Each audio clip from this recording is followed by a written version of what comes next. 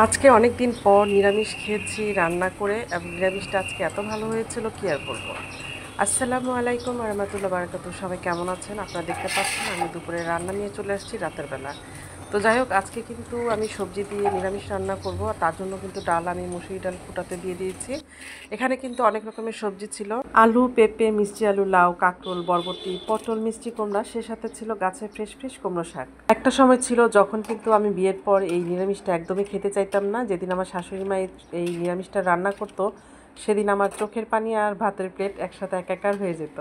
তো যাই হোক, এদিকে কিন্তু আমি আম দিয়ে ডাল রান্না করছি, আর আম ডাল তো আমার অনেক পছন্দের, অনেকেরই পছন্দের, কিন্তু আমার মনে হয় যে আম ডাল দিয়ে শুধু শুধু শুধু মানে এক প্লেট ভাত এমনিতেই খাওয়া যায়। তাই বলে আবার ভাববেন না যে আমি 2 প্লেট ভাত খাই। আমি কিন্তু 1 প্লেটেরও অর্ধেক ভাত খাই, কারণ আমি ভাত পরিমাণে খুব কম খাই, কিন্তু বাইরের খাবারটা আর কি আমার কাছে বেশি ভালো লাগে। তো আম ডাল আসলে আমার বাসার সবাই অনেক পছন্দ করে, তার জন্য আসলে প্রতিদিন রান্না করতে হয়। আর এখানে কিন্তু দেখতে পাচ্ছেন যে পটল আর বরবটিটা কিন্তু কাটতে দেরি হয়ে গিয়েছিল, তা আমি কিন্তু সবজিটা কেটে আগে বসিয়ে দিয়েছিলাম। তারপর আলু পটল আর বরবটিটা কিন্তু কেটে আমি এটার মধ্যে দিয়ে দিয়েছি। নিরামিষ যেহেতু একটু গলে গলে যাবে, এটাই স্বাভাবিক। তারপরে এখানে কিন্তু গাছ থেকে যে বললাম কুমড়ো শাকটা পেরে এনে ভালো মতো আমি একটু পানিতে ভিজিয়ে রেখেছিলাম, যাতে করে বালি যদি থেকে থাকে বা কোনো ময়লা থেকে থাকে, পানিটা মানে আস্তে আস্তে আসলে নিচে চলে যাবে ময়লাগুলো। তো এভাবে শাক শাক যখনই আমরা রান্না করি না কেন, কিন্তু শাকটা রান্না করার সময় অনেক সময় খেয়াল রাখতে হবে যে আমরা অনেকক্ষণ যাতে পানিতে ভিজিয়ে রাখি, আর এতে করে শাকটা খুব ভালোভাবে ক্লিন হয়ে যায়। তো যাই হোক, শাকটা দেওয়ার পর এখানে আবার দেখছেন টমেটো দিচ্ছি, কারণ অনেকে ভাববে যে শাকের মধ্যে আবার টমেটো। আমরা কিন্তু নর্মালি খেতাম না, কিন্তু নিরামিষ যাকে বলছে আর কি, নিরামিষ মানে নিরামিষ, নিরামিষে সব হতে হবে। তো যাই হোক, আমি কিন্তু টমেটো দিয়েছি, এখন কিন্তু শুধু রসুন দিয়ে আমি বাগার দিব।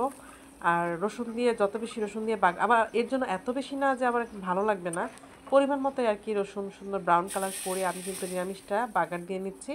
কখনো কিন্তু জানতাম না যে নিরামিষটা এত মজা হয়েছে কি বলবো। আর আমি যখন নিরামিষ রান্না করতে যাই, আমার ছোট চাচির হাতের নিরামিষের কথা মনে পড়ে যায়। আমার ছোট চাচিমা কীভাবে যেন একটা নিরামিষ রান্না করতো, লাউ শাকও থাকতো সেই নিরামিষটার মধ্যে, সেই নিরামিষটাকে আমি অনেক মানে আসলে মিস করি। আপনারা দেখতে পেলেন আমি কিন্তু এখানে ধনিয়া পাতা দিয়ে দিয়েছি, কারণ ধনিয়া পাতা না দিলে আসলে ভালো লাগে না। তো এই ছিল আমার নিরামিষটা, আর নিরামিষটা কিন্তু খেতে এত মজা হয়েছিল, আলহামদুলিল্লাহ, মাশাল্লাহ, কি বলবো। আর এখন কিন্তু আমি চলে আসছি, ডিমটা মানে দুটো ডিম একসাথে আমি ভেজে নিচ্ছিলাম।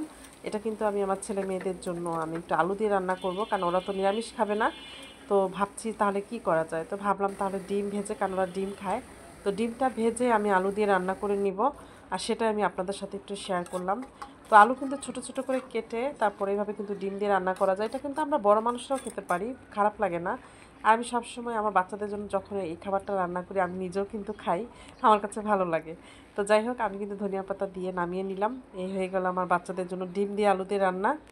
আসলে আমার ছেলে এবং মেয়ে, মেয়ে যেমন তেমন, মেয়ে একটু মাঝে সাঝে একটু মাছ পছন্দ করে, বাট ছেলে কিন্তু একদমই মাছ খায় না। আর এখানে দেখতে পাচ্ছেন ঢ্যাঁড়স ভাজি, অনেকে ভেন্ডি বলে কিন্তু আমরা ঢ্যাঁড়সও বলি। তো ঢ্যাঁড়স ভাজি করেছিলাম আমি একটু আমার হাজব্যান্ডের জন্য, আমারও ভালো লাগে, কিন্তু আমার আসলে ডাক্তার নিষেধ করে দিয়েছে। আসলে কি, যখন আমরা বিয়ের আগে, মানে আমার কথা বলছি, আমি যখন বিয়ের আগে মানে আমি এটা সেটা খেতাম না, তখন কিন্তু আসলে ইচ্ছা করলে খেতে পারতাম।